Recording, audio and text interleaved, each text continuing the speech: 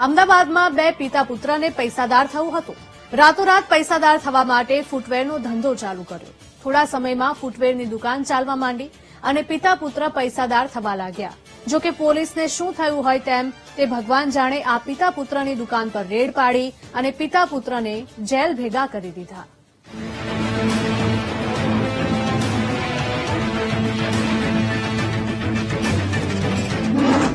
ફૂટવેરનો વેપારી બન્યો બુટલેગર, પિતા પુત્રની ધરપકડ। પૈસાની લાલચમાં બે બદનામ। પૈસાની લાલચમાં લોકો ન કરવાનું કરી નાખે છે। પૈસા માણસને અંધ બનાવી દે છે। આજની કહાનીમાં પિતા પુત્રની વાત છે। આ બંને પિતા પુત્ર પૈસાની લાલચમાં બુટલેગર બન્યા। દારૂ વેચવા માટે ફૂટવેરનો વેપારી બન્યા, પરંતુ દારૂનો આ ધંધો બહુ ન ચાલ્યો। આજે જેલ જવાની નોબત આવી છે। કેવી રીતે ધંધો કરતા હતા? ક્રિકેટનો સટ્ટો જેલમાં લઈ ગયો। અમદાવાદમાં બુટલેગરો દ્વારા દારૂના ધંધાની નવી મોડસ ઓપરેન્ડીઓ સામે આવે છે। દારૂનો ધંધો કરવા બુટલેગર બૂટ ચપ્પલનો વેપારી બન્યો। પોલીસ કસ્ટડીમાં જોવા મળતા આરોપી નીરજ ઉર્ફે ચંપલ કરમચંદાણી અને તેના પિતા કિશોરભાઈ કરમચંદાણી ફૂટવેરની દુકાનમાં દારૂનો ધંધો કરતા હતા। એરપોર્ટ પોલીસને બાતમી મળી હતી કે સરદારનગર સર્કલ નજીક આવેલા ઓડા માર્કેટની બિલ્ડિંગમાં માય ચોઇસ ફૂટવેરની દુકાનમાં દારૂનું વેચાણ થઈ રહ્યું છે। પોલીસે આ દુકાનમાં રેડ કરતા બૂટ ચપ્પલના બોક્સની આડમાં દારૂનો ધંધો કરવામાં આવી રહ્યો હતો। પોલીસે દુકાનમાં છુપાવેલી વિદેશી દારૂનો જથ્થો ઝડપી લીધો અને પિતા પુત્રની ધરપકડ કરી। પોલીસે આરોપી નીરજ ઉર્ફે ચંપલની તપાસ કરતા તેના મોબાઈલમાં ક્રિકેટ સટ્ટો રમતો હોવાનું ખુલતા એરપોર્ટ પોલીસે દારૂ અને ક્રિકેટ સટ્ટાનો વધુ એક ગુનો નોંધી તપાસ શરૂ કરી છે।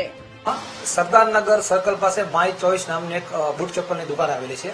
જે બૂટ ચપ્પલની દુકાન કિશોરભાઈ કરમચંદાણી અને તેમનો સન નીરજ ત્યાં બેસે છે અને બૂટ ચપ્પલની આડમાં ભારતીય બનાવટનો વિદેશી દારૂનું વેચાણ કરે છે તેવી હકીકત અમને મળે।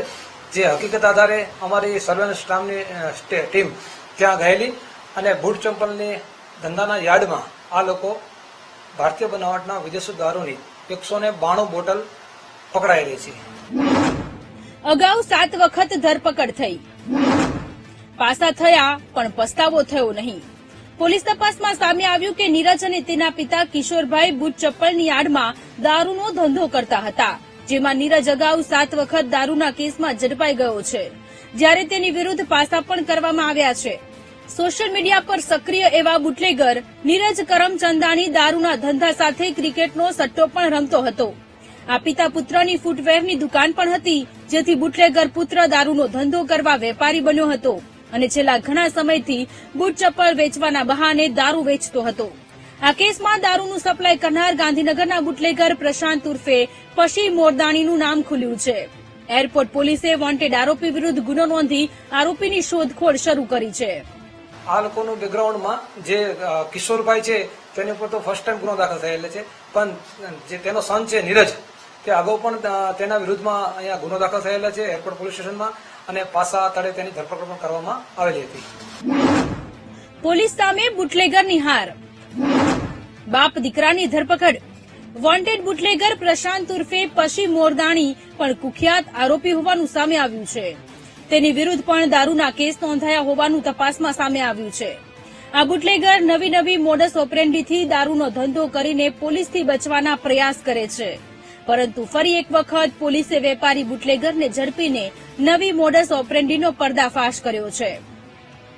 કેમેરામેન મેહુલ રાઠોડ સાથે અનિતા પટણી, વીટીવી ન્યૂઝ, અમદાવાદ। વિદેશ જવાની